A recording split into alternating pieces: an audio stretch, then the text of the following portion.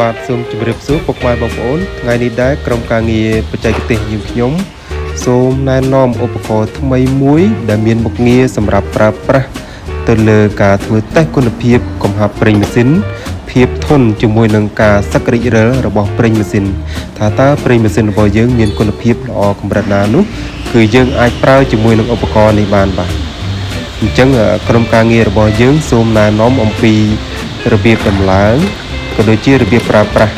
ទៅលើឧបករណ៍នេះផងដែរបាទអញ្ចឹងការចែករំលែកនេះគឺយើងផ្ដោតសំខាន់ទៅលើការចែករំលែកចំណេះដឹងបច្ចេកទេសជូនពុកម៉ែបងប្អូនឲ្យបានយល់ដឹងទៅលើបច្ចេកទេសក៏ដូចជាបច្ចេកវិទ្យាដែលកំពុងតែវិវត្តថ្មីដើម្បីចែកជូនជាចំណេះដឹងជូនពុកម៉ែបងប្អូនបាទហើយឧបករណ៍នេះដែរគឺជាឧបករណ៍មួយដែលគេធ្វើតេស្តដោយប្រើការសង្កត់ទៅលើដុំដែកបាទដែលមានការបង្ហាញនេះដុំដែកក្នុងមួយដុំគឺមានទម្ងន់នោះគឺ9ខាំបាទអញ្ចឹងយើងនឹងធ្វើតេស្តយ៉ាងម៉េចយើងនឹងដំឡើងផ្គុំនិងបញ្យល់ជូនពុកម៉ែបងប្អូនបានទស្សនាបាទនេះគឺជាកឡសម្រាប់ដាក់ប្រេងបាទគឺយើងដាក់ប្រេងនៅក្នុងហ្នឹងបាទយើងដាក់ប្រេងចូលទៅក្នុងនោះគឺយើងដាក់ប្រេងនោះគឺយើងដាក់ក្នុងចំនួនមួយដែលអាចប៉ះជាមួយនឹង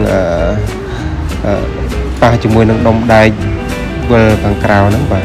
ដើម្បីឲ្យមានប្រេងមកផ្សើមរំអិលនៅពេលដែលយើងធ្វើតេស្តបាទនេះជាកុងតាក់សម្រាប់បិទបើកដំណើរការហើយបើសិនជាយើងធ្វើតេស្តគឺយើងនឹងរៀបបញ្ចូលបាទនេះក្របឃ្លីនេះសម្រាប់ឲ្យប៉ះជាមួយនឹងកកិតជាមួយនឹងប៉ូលីដែលយើងបានដាក់ប្រេងផ្សើមទៅមិញហ្នឹងបាទ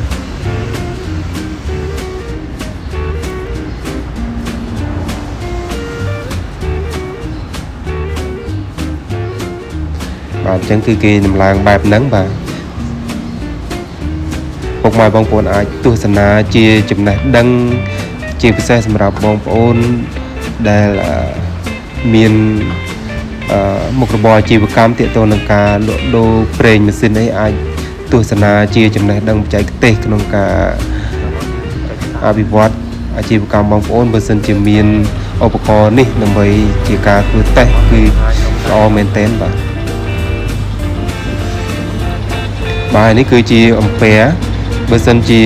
ប្រេងរបស់យើងមានការភាពធន់របស់គុណភាពធន់ទៅលើភាពសក្តិរិលនោះបើថាมันល្អទេប្រេងมันល្អទេយើងដាក់ដុំដៃសកត់ទៅគឺភាពកកិតនឹងកាន់តែខ្លាំងទៅហើយអំពែនឹងឡើងបាទអំពែនឹងបង្ហាញវត្តមានការអំពែឡើងទៅម្ដងបាទអញ្ចឹងយើងចាប់ផ្ដើមធ្វើតេស្តដោយដាក់ដុំដែកម្ដងមួយដុំឲ្យម៉ូ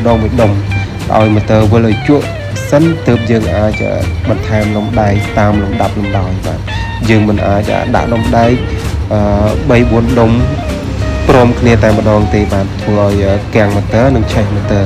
ព្រោះម៉ូទ័រនេះជាប្រភេទម៉ូទ័រតូចមែនទែនបាទគឺកម្លាំងសេះគឺ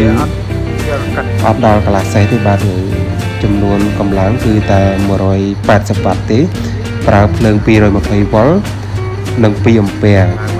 ហើយចំនួនជុំរបស់ម៉ូទ័រនេះគឺមាន1400ជុំបាទ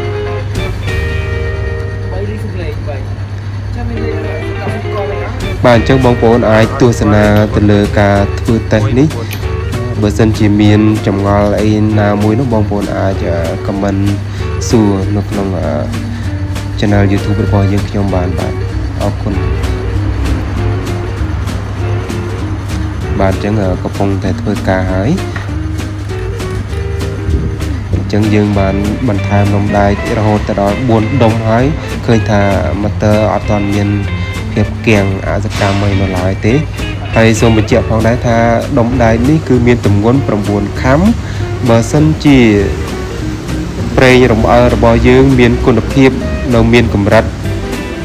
ដែលมันអាចទទួលយកបានទៅតាមលក្ខណៈស្តង់ដារទេយើងថែមតែ3ដុំទៅ4ដុំគឺគាំងម៉ូទ័រតែម្ដងបាទ ហើយនៅពេលណាដែលគាំងគឺយើងប្រញាប់បាទបងប្អូនប្រញាប់បិទ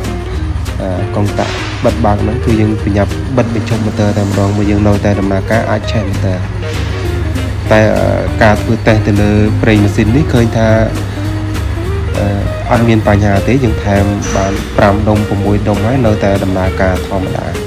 ហើយប្រេងម៉ាស៊ីននេះផងដែរគឺជាប្រភេទប្រេងម៉ាស៊ីនដែលយើងធ្វើតេស្តសម្រាប់ជួសជុលនៅក្នុងរោងជាងរបស់ក្រុមការងារយើងខ្ញុំបាទគឺយើងធ្វើតេស្តសូម្បីតែការជួសជុលរបស់យើងគឺយើងប្រើប្រេងម៉ាស៊ីនប្រភេទល្អដើម្បីធ្វើតេស្តជួសជុលប្រភេទម៉ាស៊ីនតាំងក្តីម៉ាស៊ីនម៉ាស៊ូតក្តីគឺយើងជួសជុលឲ្យអតិថិជនប្រកបដោយទំនុកចិត្តនិងប្រសិទ្ធភាពជូនអតិថិជនបាទ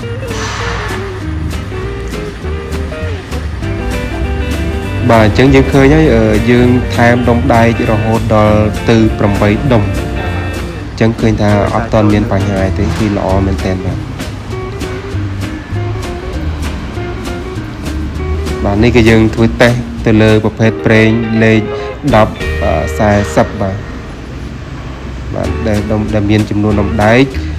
8ដុំហើយក្នុងមួយដុំមានទម្ងន់9ខាំបាទឥឡូវយើងពិនិត្យមើលកម្រិតនៃភាពសឹករីករាល់របស់ដុំដែករបស់យើងបាទគឺមានភាពសឹករីករាល់តិចមែនទែនបាទបងប្អូនអាចពិនិត្យមើលទៅលើនឹងជាក់ស្ដែងបាទយើងមើលទៅលើពូលីដែលយើងតាក់ជាមួយនឹងដុំដែកហ្នឹងបាទមានស្នាមឆ្កូតតិចមែនទែនបាទ